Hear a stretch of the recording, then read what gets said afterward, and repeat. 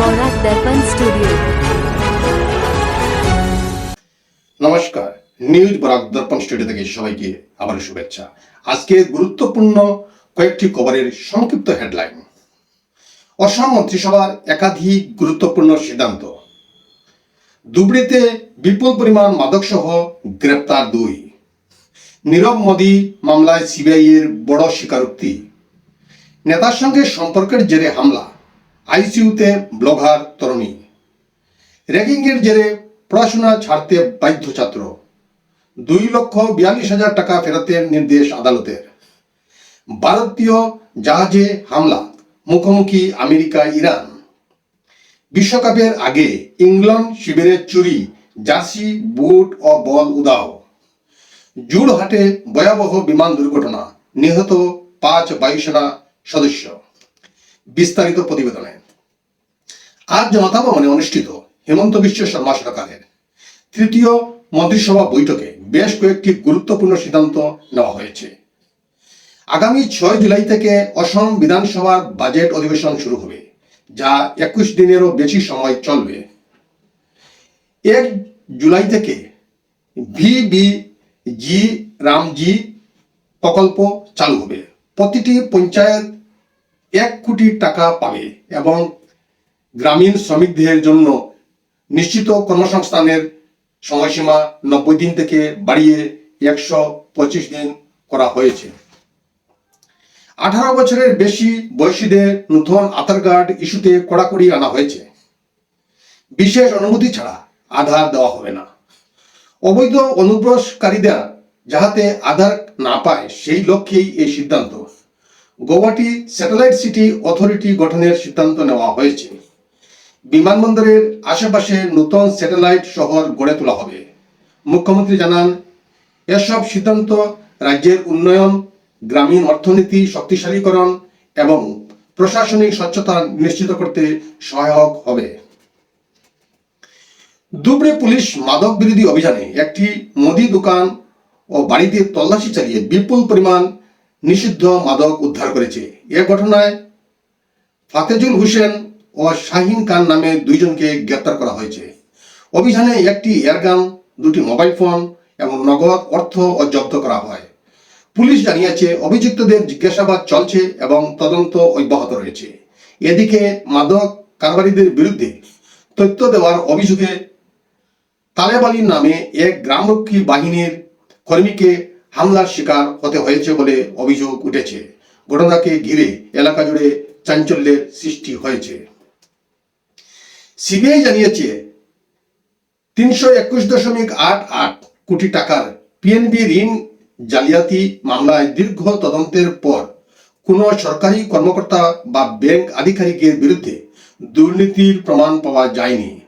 ফলে দুর্নীতি প্রতিরোধ আইনের ধারাগুলি বাদ দিয়ে মামলাটি বিশেষ সিবিআই আদালত থেকে মুম্বাইয়ের এক্সপ্লেনেড আদালতে স্থানান্তর করা হয়েছে। তবে নীরব মোদী ও তার সহযোগীদের বিরুদ্ধে প্রতারণার অভিযোগ বহাল রয়েছে। একই সঙ্গে হাজার হাজার কোটি টাকার পিএনবি কেলেঙ্কারির অন্যান্য মামলার তদন্ত এখনো চালিয়ে যাচ্ছে সিবিআই ও এনফোর্সমেন্ট ডাইরেক্টরেট। বর্তমানে নীরব মোদীর প্রত্যর্পণ সংক্রান্ত আইনি প্রক্রিয়া ইউনাইটেড কিংডম এর আদালতে চলছে। অসমের ডিমা হাসাও জেলায় এক ব্লগার তরুণী গুরুতর আহত অবস্থায় আইসিইউতে ভর্তি হয়ে রয়েছেন। অভিযোগ, স্বায়ত্তশাসিত পরিষদের এক প্রভাবশালী নেতার সঙ্গে সম্পর্কের কারণে নেতার স্ত্রী তাকে মারধর করেন। স্থানীয় সূত্রের দাবি, তরুণী 4 মাসের অন্তঃসত্ত্বা ছিলেন। ঘটনার পর তাকে হাফলং সিভিল হাসপাতালে ভর্তি করা হয়। বিষয়টি নিয়ে এলাকা জুড়ে চাঞ্চল্য ছড়িয়েছে। সামাজিক মাধ্যমে ঘটনার নিরপেক্ষ তদন্ত ও দোষীদের শাস্তির দাবি উঠেছে। তবে ঘটনার বিষয়ে এখনো প্রশাসনের পক্ষ থেকে আনুষ্ঠানিক তদন্তের ফল প্রকাশ হয়নি। র্যাগিং ও মানসিক নির্যাতনের শিকার হয়ে ইঞ্জিনিয়ারিং কলেজ ছাড়তে বাধ্য হওয়া এক ছাত্রের পক্ষে গুরুত্বপূর্ণ রায় দিল হরিয়ানা রাজ্য ভোক্তা বিরোধ নিষ্পত্তি কমিশন। আদালত বেঙ্গালুরুর এএমসি ইঞ্জিনিয়ারিং কলেজকে ছাত্রের কাছ থেকে নেওয়া সম্পূর্ণ 2,42,000 টাকা ভর্তি, টিউশন ও হোস্টেল ফি ফেরত দেওয়ার নির্দেশ দিয়েছে। 2018 সালে হরিয়ানার আম্বালার এক মেধাবী ছাত্র কলেজে ভর্তি হওয়ার পর হোস্টেলে সিনিয়রদের র্যাগিংয়ের শিকার হন। দীর্ঘদিনের মানসিক ও শারীরিক নির্যাতনের ফলে তিনি গভীর অবসাদ ও স্নায়বিক সমস্যায় আক্রান্ত হয়ে পড়েন এবং শেষ পর্যন্ত পড়াশোনা ছেড়ে বাড়ি ফিরে যেতে বাধ্য হন। আদালত জানায়, কলেজ কর্তৃপক্ষ র্যাগিং মুক্ত পরিবেশ দেওয়ার প্রতিশ্রুতি দিলেও ছাত্রকে সুরক্ষা দিতে ব্যর্থ হয়েছে।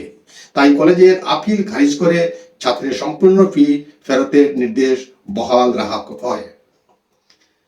ভারতীয় জাহাজে হামলায় 3 নাবিক নিহত হওয়ার ঘটনায় একে অপরকে দোষারোপ করছে আমেরিকা ও ইরান।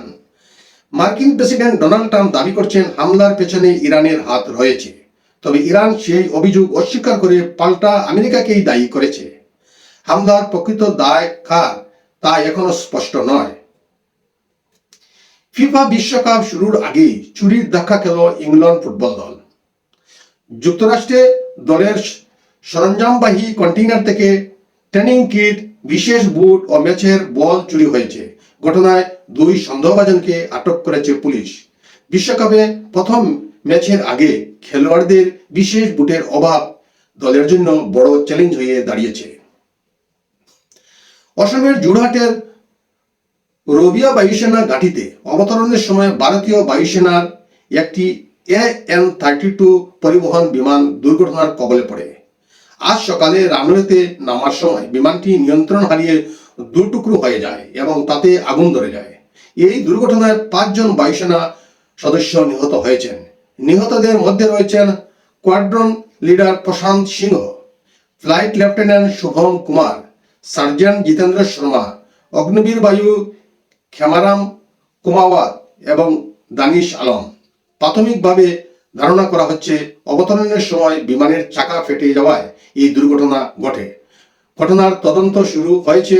নিহতদের পরিবারকে সমবেদনা জানিয়েছে বায়ুসেনা ও আসাম সরকার। আজকের প্রতিবেদনে এখানেই সংক্ষিপ্ত বিরতি টানছি। সবাইকে আবারও শুভ সন্ধ্যা জানিয়ে বিদায় নিচ্ছি। নমস্কার।